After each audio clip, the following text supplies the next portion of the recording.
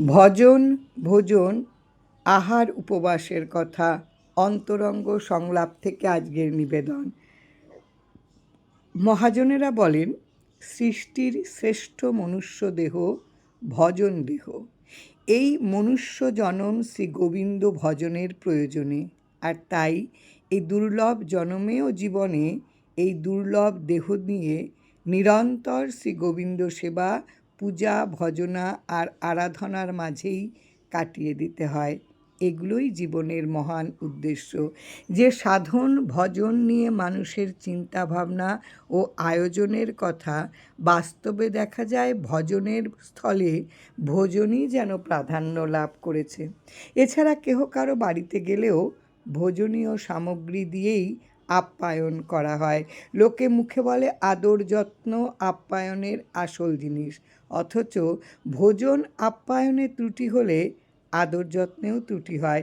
এটা কি অস্বীকার করা যায়?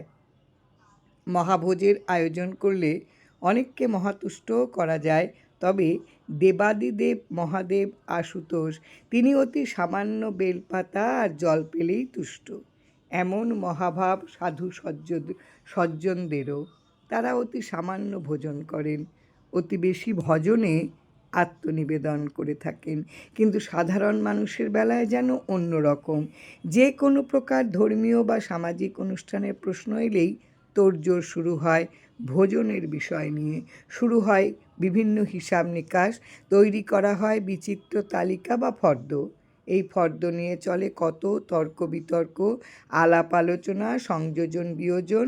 উৎসবাদিতে এহেন তোড়জোড় দেখে প্রাণের ঠাকুর একদা বলেছিলেন, উৎসবে আপনারা চাউল ডাল নিয়ে যত হিসাব করেন, নাম নিয়ে কখন ভাবেন? খিচুড়িতে মহাপ্রসাদে খেসারির ডাল না মুগ ডাল দেবেন, তা নিয়ে তর্ক বিতর্ক না করে নাম করেন গিয়া। শুধু কি তাই, কোথাও কোনো ধর্মীয় বা সামাজিক অনুষ্ঠানের আয়োজনের কথা হলে যেন যত দ্বিধাদ্বন্দ্ব, ভেদাভেদ, বাজবিচার আর শত্রুতাও মাথাচাড়া দিয়ে ওঠে। কে কার সাথে বসে খাবেন, খাবেন না, কার সাথে বসে খেলে জাত, ধর্ম, বর্ণ, কৌলিন্য, আভিজাত্য সহ বংশমর্যাদা জলাঞ্জলি যাবে। খাবার সময় কার কার ছোঁয়া লাগলে সর্বনাশ হবে, সাধুতা চলে যাবে, বৈষ্ণবীয় ভাব ক্ষুণ্ণ হবে, ব্রাহ্মণ্যত্ব নিস্তেজ হয়ে যাবে, প্রভুদের প্রভুত্ব প্রশমিত হবে, কুলীনদের কৌলিন্য মাঠে মারা যাবে, কাকে কোথায় খেতে বসতে দেওয়া হবে, কারা কারা নিমন্ত্রণ পাবে, কারা পাবে না, কাকে সমাজচ্যুত করা হবে, এসব বিষয় নিয়ে যেন কিছু লোকের সদা সতর্ক দৃষ্টি থাকে। যার উপর যত খেদ, রাগ, শত্রুতা আর ঘৃণা আছে, এসব ঝাল মেটানোর যেন এই উপযুক্ত সুযোগ। শুধু তাই নয়, ধর্মীয় হোক আর সামাজিক অনুষ্ঠানই হোক, এটা কার বাড়িতে, কার উঠানে, কার টাকায়, কোন জাতের, কোন বর্ণের, কোন গোত্রের অনুষ্ঠান, এসবও মহা বিবেচনার বিষয় হয়ে ওঠে। কে ধরতে পারবে, কে ছুঁতে পারবে, কে রান্না করতে পারবে, কে পরিবেশন করলে খাওয়া যাবে, এসব হিসাবও করে নেওয়া হয় অনেক আগে থেকেই। প্রসাদ হলেও ছোঁয়া যাবে না, ছুঁইলে প্রসাদ কি হবে? প্রসাদ আস্বাদনকালেও ছোঁয়া যাবে না, ছুঁইলে কি সর্বনাশ হইবে? তুমি সাধারণ মানুষ, আমি অসাধারণ, তুমি নীচ হীন, আমি উত্তম কুলীন, তুমি ছোট লোক, আমি বড় লোক, তুমি হীন কুলে নিচ জাতি আর আমি উচ্চ কুলে মহাজাতি, তুমি অবৈষ্ণব, অব্রাহ্মণ, অসাধু, অকুলীন, অপ্রভু, আর আমি সব, আমি সেরা, আমি সবার সেরা, ধরা ছোঁয়ার বাইরে থাকব, অন্তত ভোজনের বেলায়। প্রসাদ অগ্নিব্রহ্মে রান্না হয়ে গেলেই যত বাজবিচার শুরু হয়, আর ভোজনের পরই তা শেষ হয়।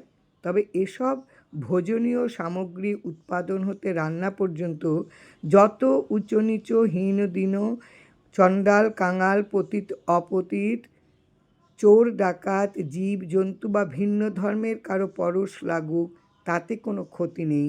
যে জলাশয়ের জলে সব ধর্মের বর্ণের মানুষের হাত পা ধোয়া হোক, স্নান শৌচ হোক, মাছ মাংস দেওয়া হোক, ওই জলে মাছ, ব্যাঙ, সাপ সহ যাবতীয় জলচর জন্তু থাকুক, কেবল রান্নার পরেই যত আশঙ্কা।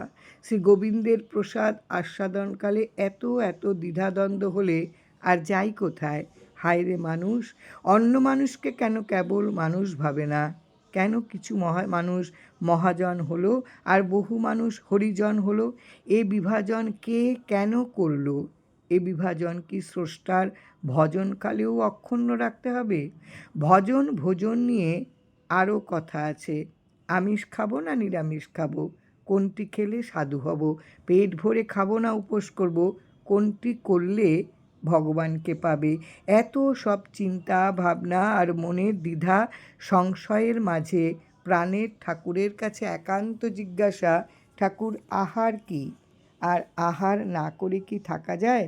ঠাকুর বলছেন, আহার তো আহরণ, না খেয়ে থাকা যায়, কিন্তু আহার না করে থাকা যায় না।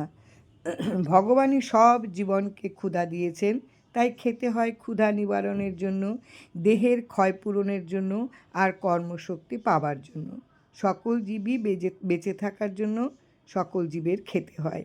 তবে এ খাওয়া আর আহার এক কথা নয়। ঠাকুর বলেন, আহার হলো আহরণ। এই আহরণ শুধু খাদ্যদ্রব্য হতে নয়, প্রকৃতির বিভিন্ন শক্তির উৎস হতেও আহরণ সম্ভব। এক্ষেত্রে সৌরশক্তি, আলোকশক্তি, বায়বীয় শক্তি, আত্ম ও আধ্যাত্মিক শক্তি আর পরমেশ্বরের নাম হতেও সঞ্জীবনী শক্তি আহরণ করা যায়। সাধারণত সাধু, সন্ন্যাসী, যোগীরা দীর্ঘদিন না খেয়েও ওই সব উৎস হতে শক্তি আহরণ করে বেঁচে থাকেন। জয় রাম, জয় রাম।